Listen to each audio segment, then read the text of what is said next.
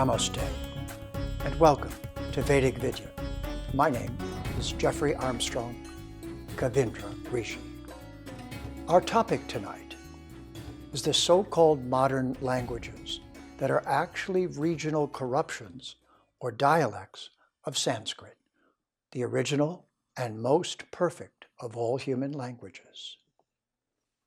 Or how Sanskrit literature, through the Vedas, reveals the most scientific and precise worldview that has ever been given to humans.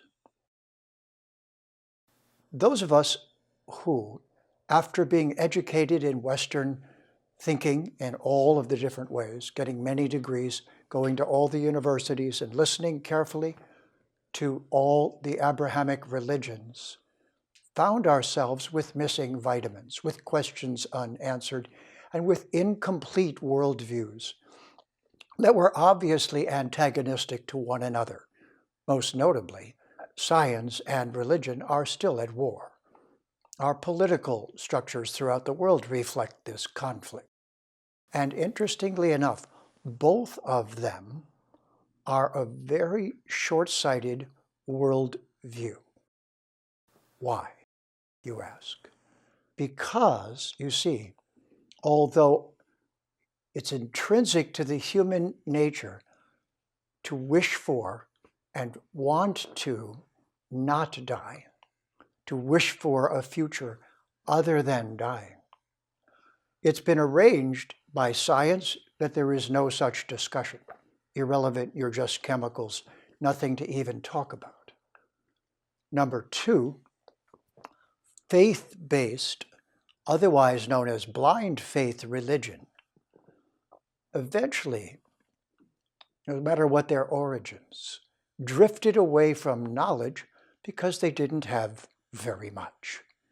What they had was an assertion about us in one lifetime, in a one-lifetime relationship with some supreme, often dangerous, slightly angry being. And oh, by the way, it didn't help that it was only a man and there was no feminine. We have been living with this imbalance. Now, that's not to say there's no truth in science or no truth in religion as the Abrahamic religions have been presenting it to us.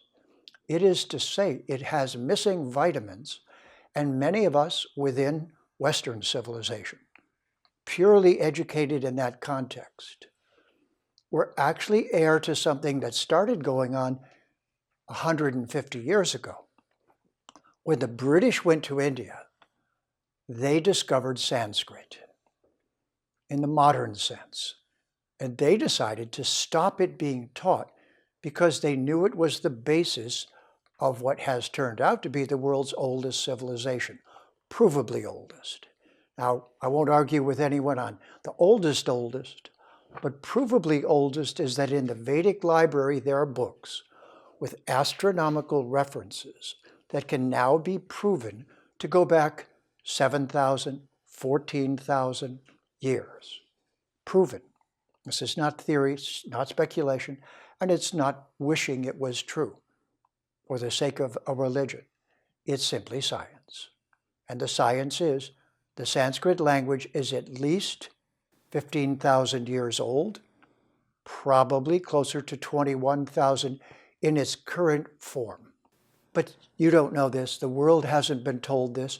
This is not common knowledge because it's been repressed and was repressed during the colonial era. So we're living in a time when, if you're paying attention, you're asking, really? Only one lifetime? Really? That's it? And look at technology. What is the thing it's trying to do? Extend life.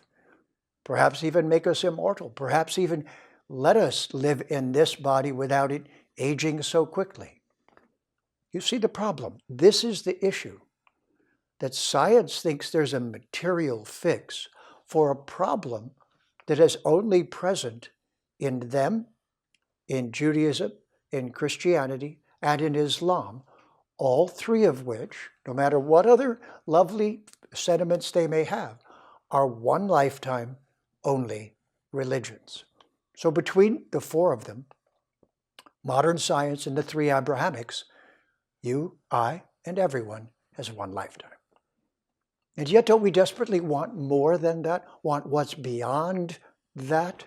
So as it turns out, those of us who began to search, starting with Ralph Waldo Emerson and his generation, and 120 or so years later, my generation in the 60s, we began to look at every body of knowledge as it presented itself and see if it had any sense to it. And if you do this with the Vedic library, that's the first thing. First, the Sanskrit is the most perfect language that has ever been created as far as we know. And it's certainly the most perfect one in existence now. If we had more time, I would explain all the whys, but there are built-in mechanisms to protect its pronunciation, its etymology, its grammar, and those built-in protections are more precise than any other language on our planet. In fact, programming languages, the seeds of them were taken from the Rig Veda in the Vedic library of India. So this culture of India, which has been propagandized as a caste-based, confused, can't tell what to worship and what not to, nothing could be further from the truth. It's like accusing an encyclopedia of having too many topics. Excuse me, but that's what encyclopedia means. Also, what the human condition demands is a long view, not just one life. You have just used your ignorance to dominate the conversation. No creature wants just one life. Or to put it differently, raise your hand if you'd like to die right now. Don't see any hands up. Mine's down.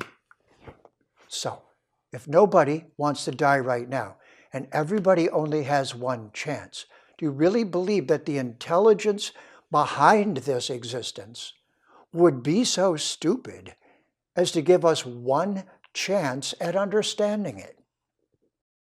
What if, then, the basis of the Vedic civilization is that we are all, every living entity, not just us, humans, all immortal beings who absolutely cannot die? That can't happen. Now start the conversation. Most perfect language. It doesn't drift, it doesn't change. Its meanings don't drift away. It's extremely precise. It's scientific. It's more scientific than the language, English, which is used to try to convey science, which is more precise than English. And English is a sloppy language. Science used to rest on Latin, but not enough people know Latin, and Latin is dumbed down Sanskrit. I can prove this to you. Right now, we only have time to get you interested. So just know that the propaganda against the culture of India was during colonization. We're recovering from it. We're over it. It's a brilliant culture filled with the most brilliant language and a library of books in that language. Therefore, it demands and deserves our reconsideration. But it doesn't demand it at gunpoint. You'll notice it demands it like this. Seeking to reach your innermost self and say, wouldn't it be amazing if things that no one else knows were in this ancient culture and they're still available to everyone now? Vedic Vidya means shining the light of truth. Tune in to Vedic Vidya on the Citti Media English channel every other Sunday night at 7 p.m. IST. My name is Jeffrey Armstrong, Govinda Rishi. Have a namaste.